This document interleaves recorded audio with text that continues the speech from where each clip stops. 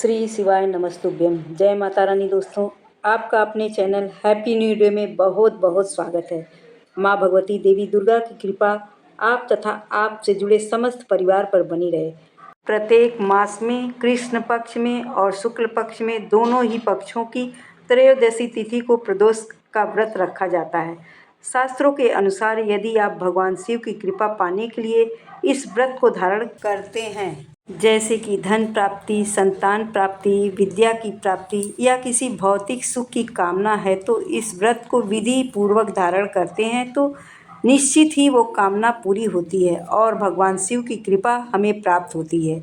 इसीलिए तो इन्हें भगवान भोलानाथ कहा जाता है।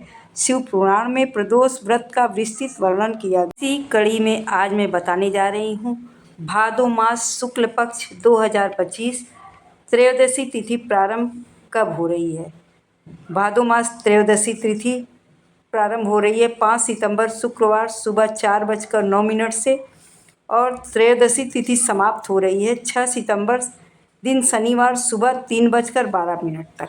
आज भादो मास शुक्ल पक्ष 2025 त्रयोदशी तिथि 5 सितंबर शुक्रवार सुबह अमृत बेला 4:09 से प्रारंभ हो गई है।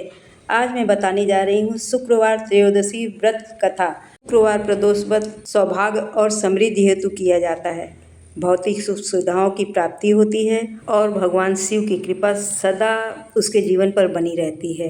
विधि विधान पूर्वक पूजा करने के लिए हमें कौन कौन सी सामग्री चाहिए होती है। सबसे पहले तो भगवान शिव और पार्वती की मूर्ति या चित्र, मलयाग्री चंदन, रोली, अक्षत, गंगाजल, बिल्वपत्र, धूप, दीप, ऋतुपुष्प, माला, श्वेत वस्त्र, पान, सुपारी, दूध, घी, दही, मधु, शर्करा, मेवा, ऋतुफल, मीठा। यदि आप कहीं गए हुए हैं या किसी कारणवश ये सब सामग्री नहीं उपलब्ध हो पा रही है, तो भगवान भोलेनाथ को सिर्फ 1 लोटा जल से श्री शिवाय नमस्तुभ्यम कहकर प्रसन्न किया जा सकता है।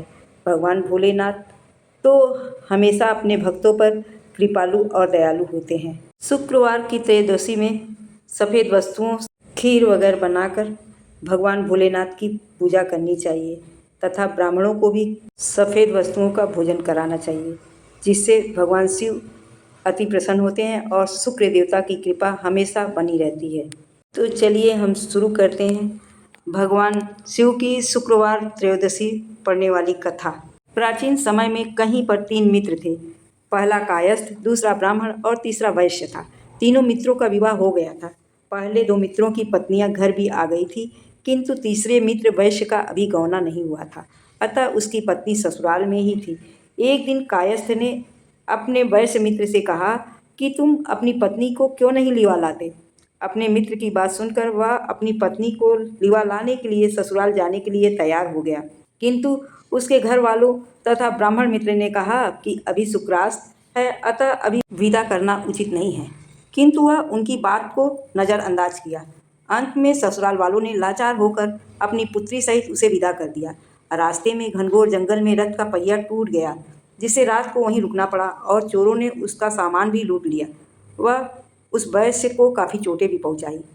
इस प्रकार से अनेक संकटों को सहन करते हुए जब वह लोग अपने घर पहुँचे, वहाँ पर घर में प्रवेश करते ही एक जहरीले सांप ने उस वैश्य को डस लिया और उसके शरीर में जहर फैल गया। वैश्य की दशा देखकर उसकी नववधू विलाप करने लगी। इतने में उसका ब्राह्मण मित्र भी वहाँ आ गया। उसने कहा कि मेरे मना करने पर भी कि अभी शुक्रास्त है, विदा कराना उचित नहीं है, किंतु किसी का कहना न मानकर इन्होंने विदा कराई है, इसी कारण इस प्रकार का दुख प्राप्त हुआ है। अतः यदि यह अपनी पत्नी सहित वापस ससुराल लौट जाएं तथा शुक्रोदय होने पर आएँ तो निसंदेह इसके कष्ट दूर हो जाएंगे। ब्राह्मण मित्र की बात सुनकर उस वैश्य की पत्नी अपने पति के साथ मायके वापस चली गई। वहां जाते ही वैश्य का जहर उतर गया और उसे होश आ गया। सभी लोग अत्यंत प्रसन्न हुए। शुक्र का उदय हुआ, तब वह वैश्य अपनी पत्नी को विदा करा के अपने घर आया, आनंद पूर्वक रहने लगा। शुक्रास्त में कोई मांगलिक कार्य नहीं करने चाहिए। शुक्रवार त्रयोदशी की कथा पढ़ने या सुनने मात्र से ही समस्त पाप नष्ट हो जाते हैं, वह सभी सुखों की प्राप्ति होती है। प्रेम से बोलिए भगवान भोलानाथ की जय। भोग में आप भगवान शिव को खीर का भोग लगाएं। माँ पार्वती को श्रृंगार का सामान अर्पण करके उसे अपने पहनने में यूज कर सकते हैं। माँ पार्वती से सौभाग्य का वरदान प्राप्त करें। जो खीर चढ़ाए हैं उसी का प्रसाद वितरण करें और स्वयं भी उस प्रसाद को ग्रहण करें। और जो लोग नमक खाते हैं उन्हें सेंधा नमक का सेवन करना चाहिए।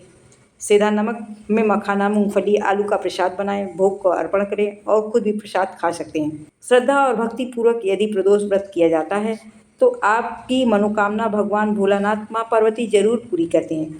फ्रेंड, यहाँ तक आप आए हैं तो एक लाइक भी करते जाइए। मेरे वीडियोज़ आपको कैसे लगते हैं कमेंट में श्री शिवाय नमस्तुभ्यम जरूर लिखें। इससे भगवान शिव की कृपा हम सभी लोगों पर सर्वदा बनी रहेगी। कथा की समाप्ति के पश्चात आप भगवान शिव की आरती करें और यथाशक्ति ओम उमा सहिताय शिवाय नमः इस मंत्र का जप करें। ऐसा इसलिए करते हैं, कोई गलत संकल्प मन में नहीं चलते और भगवान शिव की स्मरण हमेशा बनी रहती है। तो मिलते हैं फ्रेंड नेक्स्ट वीडियो में। तब तक के लिए thank you and take care.